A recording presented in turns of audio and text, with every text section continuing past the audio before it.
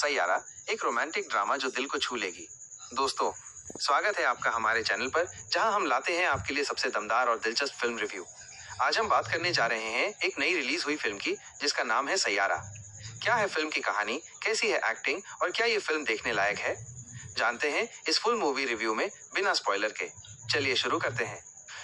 सैयारा एक romantic drama film है जिसमें प्यार, जुदाई और इमोशनल सफर को बड़ी ही खूबसूरती से दिखाया गया है। फिल्म की कहानी घूमती है अयान और माही के इर्द गिर्द। दो लोग जो एक दूसरे से बेहद प्यार करते हैं, लेकिन उनकी जिंदगी में कई ऐसे मोड़ आते हैं जो इस रिश्ते की परीक्षा लेते हैं। अभिनय की बात करें तो मुख्य भूमिकाओं में है एक्टर का नाम और एक्ट्रेस का नाम, और दोनों ने जबरदस्त परफॉर्मेंस दी है।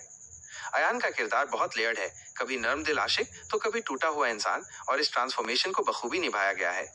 वहीं माही का किरदार भी बेहद स्ट्रॉन्ग और इमोशनल है, जिसने फिल्म को गहराई दी है। डायरेक्शन और सिनेमेटोग्राफी। फिल्म के निर्देशक डायरेक्टर का नाम ने बहुत ही संवेदनशील और दिल छू लेने वाला निर्देशन किया है।